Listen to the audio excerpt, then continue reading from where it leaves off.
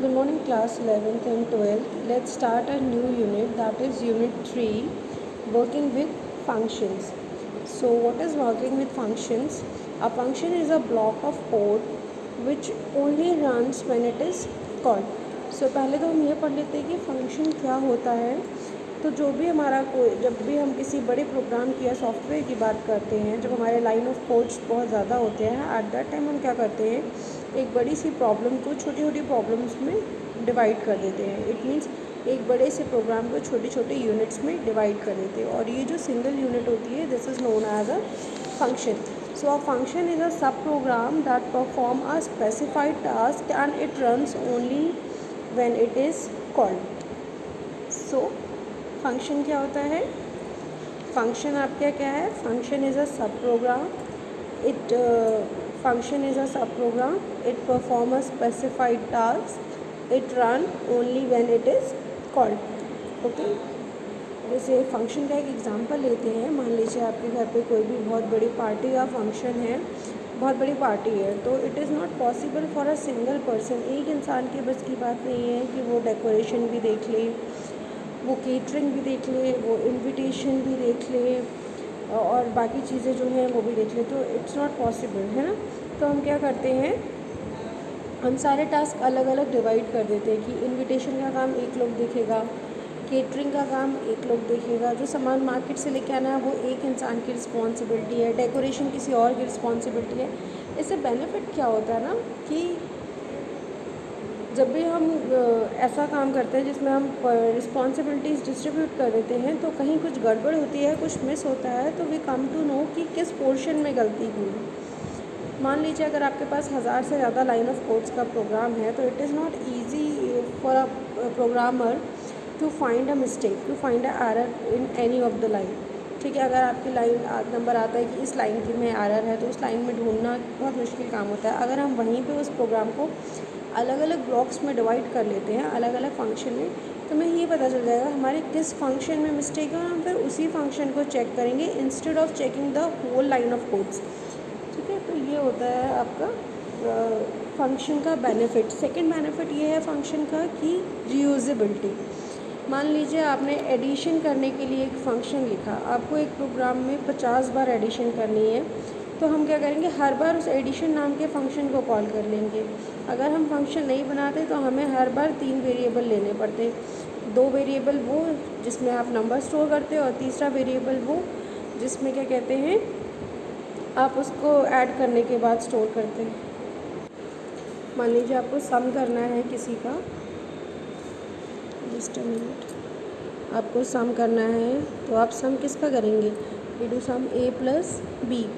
तो every time आपको 3 variable लेने पड़ते हैं, एक सम, एक a और एक b. अब हम अगर फंक्शन बना लेते हैं, मान लीजिए आपने एक फ़ंक्शन बनाया है ऐड नाम का. ठीक है, इसमें आपने 2 वैल्यूज़ पास की हैं.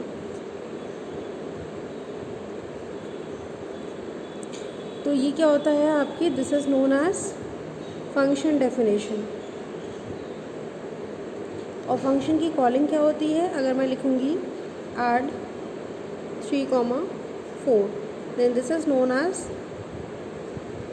Calling of function. तो कॉलिंग ऑफ फंक्शन में क्या होता है, 3 और 4 प्लस हो जाएंगे और हर बार वैल्यू रिटर्न हो जाएगी. तो हमें क्या करना होता है, हमें सिर्फ एक फंक्शन बनाना होता है. Instead of writing all this lines again and again, हम क्या करते हैं, सिर्फ हम इस फंक्शन को कॉल कर लेते हैं. So this is the benefit of having a function. Let's have a example of function. Here it is, we are having def, that is we use this for definition. Cal something, this is the name of the function. Okay, this is the name of function, this is name of function. Second, this is parameter. जो भी आप parenthesis में मतलब round bracket में पास करेंगे, this is known as parenthesis. This is r equals to 2 into x power 2. It means this is the body of the function. It means कि आपका function क्या काम कर रहा है. कॉलन लगाने का मतलब होता है व्हेन वी राइट कॉलन्स, ये सारी लाइंस जो हैं ये इस फंक्शन के साथ इंक्लूडेड हैं. बेटा यहाँ पे हम एक इंडेंटेशन देते हैं, जब तक कॉलन चलेगा और जितनी लाइन इस फंक्शन के अंदर होंगी वो इस इंडेंटेशन को फॉलो करेंगी। इंडेंटेशन आप सबको याद होगा, indentation is the space between the margin line and the text. Margin line और टेक्स्ट के बीच का जो स्पेस होता है that is known as indentation. जब भी हम कॉलन लगा के कुछ काम शुरू करते हैं तो हम हमेशा इंडेंटेशन देते हैं ताकि ये पता चल जाए ये लाइंस इस फंक्शन के साथ एसोसिएट है, मतलब इस फंक्शन के साथ लिंक है। Here we write return r, it means function return value also. जो आपका फंक्शन है वो वैल्यू भी रिटर्न कर सकता है। Next this is a equals to int input enter a number print cal something a। So here हम क्या कर रहे हैं, हमने प्रिंट के अंदर किसको कॉल किया है, this is calling of function. हमने प्रिंट स्टेटमेंट के अंदर फंक्शन को कॉल किया है। जब हमने यहाँ पे कॉल किया है तो क्या होगा, हम अगर यहाँ a लिखा है, हमने यहाँ a की जगह पे अगर 5 लिखा होता, instead of a I right 5, तो आपका क्या होता, 5x को पास होता और यहाँ पे r equals to 2 into 5 power 2, 5 की power 2, okay, that means square 25 into 2 50, तो answer will became 50। Okay students,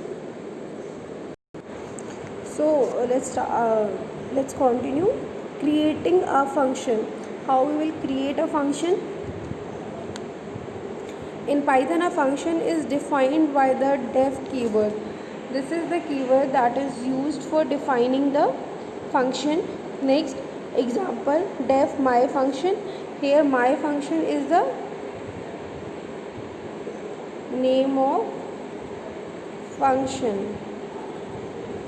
ठीक है, my name is the name of the function, और this will print hello from a function.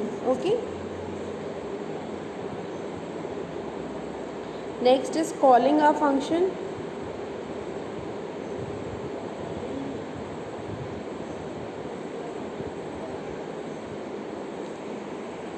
So to call a function, use the function name followed by the parenthesis. यहाँ पे देखिए, this is a function def my function print hello from a function. Now if I want, this is known as, this is definition of function and this is calling of function. Okay, so this is a definition of the function and this is calling of function. In calling of function, just you have to write the function name and no need to write anything in the parenthesis if you don't pass anything in the definition. अगर हमने definition portion में parenthesis के अंदर कुछ भी पास नहीं किया है तो हम calling के टाइम पे भी parenthesis में कुछ भी पास नहीं करेंगे. बट अगर हम यहाँ पे definition में parenthesis की जगह पे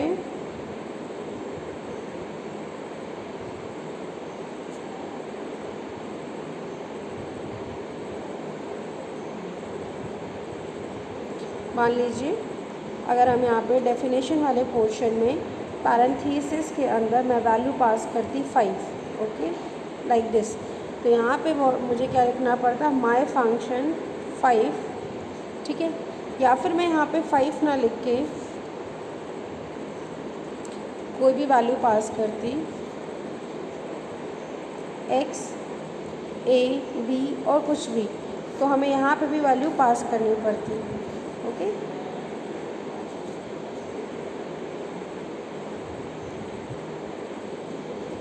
आप पास करते हैं इसके अंदर 5, 6, 7, 8 जो भी आप चाहें वो वैल्यू इसके अंदर पास की जाती है. Next is arguments. आर्ग्यूमेंट्स क्या होता है, something can be passed into function as arguments, sorry, information can be passed into functions as argument. Argument specified after the function name inside the parenthesis. You can add as many arguments as you want, just separate with the comma. तो आपको क्या करना होता है, जो भी information हम function में पास करते हैं parenthesis के अंदर, they are known as the arguments. So here is a small difference between the arguments and the parameters. तो डिफरेंस क्या है, the term parameter and argument can be used for the same thing.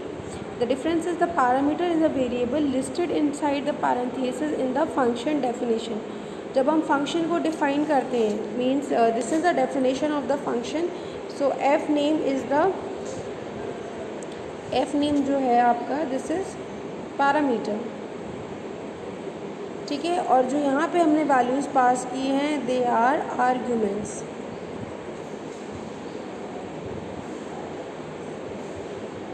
ठीक है, so this is the small difference between parenthesis and the argument.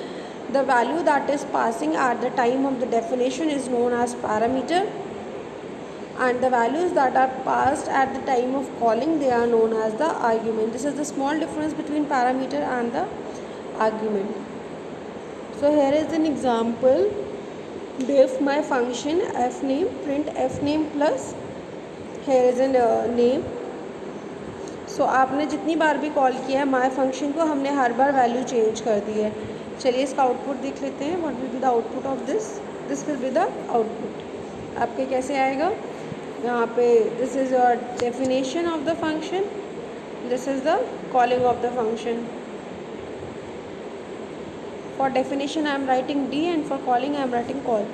Okay, call और सी. So it will be known that C is used for calling and D is used for definition. तो हम एक बार हमको सिर्फ function को define करना होता है और हम जितनी मर्जी टाइम उसको कॉल कर सकते हैं. So this property is known as reusability. Next, number of arguments. By default a function must be called with the correct number of arguments, meaning that if your function expects 2 argument, you have to call the function with 2 arguments, not more, not less. जब क्या होता है, हम कोई भी function को call करते हैं या डिफ़ाइन करते हैं. मान लीजिए हमने यहाँ पे इस फंक्शन को, here is the definition of the function, and definition of the function we are passing only one parameter. हमने डेफिनेशन ऑफ फंक्शन में क्या पास किया है? एक पैरामीटर पास किया है. बट जब हमने कॉल किया है फंक्शन को तो भी हमने एक ही वैल्यू पास की है. मान लीजिए यहाँ पे कॉलिंग डिफाइनिंग के टाइम पे हम एक ना लेके 2 लेते हैं. ठीक है, एक वैल्यू ना लेके आपने 2 वैल्यू लिए हैं x, y. तो each and every time when you call the function you have to pass the 2 value instead of 1. You can not pass the 3 value और 1 value. You have to pass the exact number of value that you are passing in the definition portion. इससे क्या होता है, जब हम यहाँ पे कोई भी वैल्यू पास करते हैं, मान लीजिए आप यहाँ पे पास करेंगे 3,5. जब आपने 3,5 पास किया तो the 3 value is go to x and the 5 value is going to assign to the y. ये वैल्यू x को मिल जाएगी और ये वैल्यू y को मिल जाएगी. फिर जो फंक्शन डेफिनेशन में डेफिनेशन दी होगी, जो भी काम दिया होगा, जो भी स्टेटमेंट्स लिखे होंगे, जो भी कमेंट्स लिखे होंगे, उसके अकॉर्डिंग वर्क करेगा. जहाँ जहाँ x लिखा होगा तो वहाँ 3 वैल्यू असाइन हो जाएगी, और जहाँ जहाँ y लिखा होगा वहाँ पे वैल्यू नंबर 5 असाइन हो जाएगी. This will make the program easy.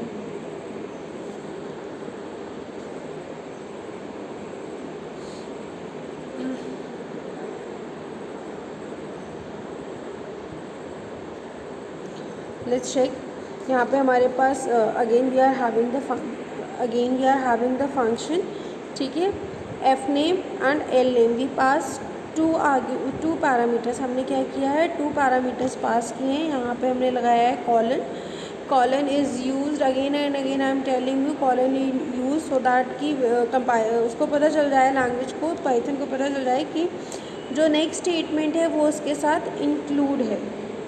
ठीक है, आपका कंपाइलर है, आपका इंटरप्रेटर है, जो भी हमारा लैंग्वेज है जिस पे वो वर्क कर रही है. वैसे Python is an interpreted language. It check the program line by line. Okay, जो कंपाइलर होता है वो कंप्लीट प्रोग्राम एक साथ कंपाइल करता है, but Python checks the program line by line.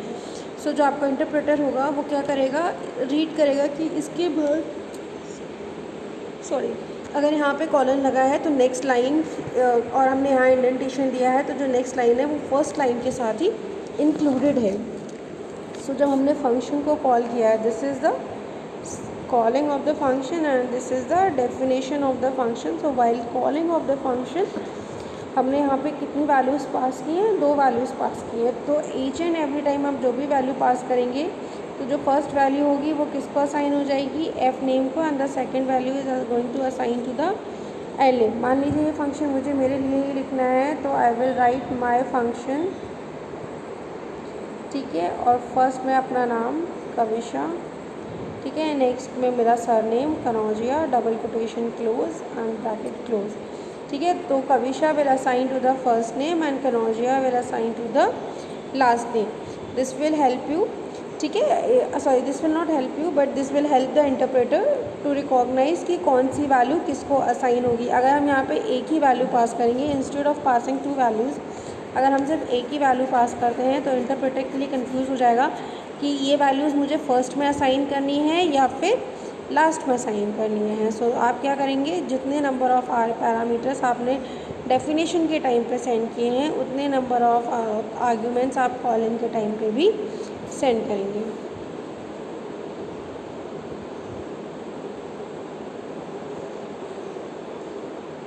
एक बार ये प्रोग्राम देख लेते हैं कैसा रन करता है। If you try to call the function with 1 और 3 arguments you will get an error. यहाँ पे देखिए, यहाँ पे हमने फंक्शन डेफिनेशन में डी में हमने कितने पैरामीटर पास किए 2, but at the time of calling, ठीक है, कॉलिंग के टाइम में हमने कितने पैरामीटर पास किए 1। तो हमारा आउटपुट क्या आया, type error my function required missing 1 required positional argument L. तो लिख के आ जाएगा बेटा कि आपके माय फंक्शन में एक आर्ग्यूमेंट और रिक्वायर्ड है जो कि मिसिंग है। Simply what you have to do, आप जितने नंबर ऑफ पैरामीटर पास करेंगे आपको उतने ही नंबर ऑफ आर्ग्यूमेंट्स भी पास करने पड़ेंगे। Now it's come arbitrary arguments, ठीक है। If you do not know how many arguments that will be passed in your function, add a star before the parameter name in the function definition. This way the function will receive a tuple of arguments and can access the item accordingly. Let's have an example regarding this. Def my function star kids, ठीक है। तो we are not knowing कि हमारे पास कितने parameters हो सकते हैं या कितने नहीं हो सकते हैं। और प्रिंट में हमने वैल्यू की है print the youngest child is plus kids और 2 जो है वो स्क्वायर ब्रैकेट में है, तो this is your tuple my function, ठीक है। तो यहाँ पे यहाँ पे स्क्वायर ब्रैकेट में 2 वैल्यू है तो कितने होंगे 0 1 2 3 वैल्यूज़ होंगी, वो यहाँ पे माय फंक्शन में आपने at the time of calling pass कर दी है, ठीक है। मिनिमम हमने टपल ले लिया। आप यहाँ 2 की जगह 5 भी रख सकते थे, 7 भी रख सकते। मतलब अगर जब आपको नहीं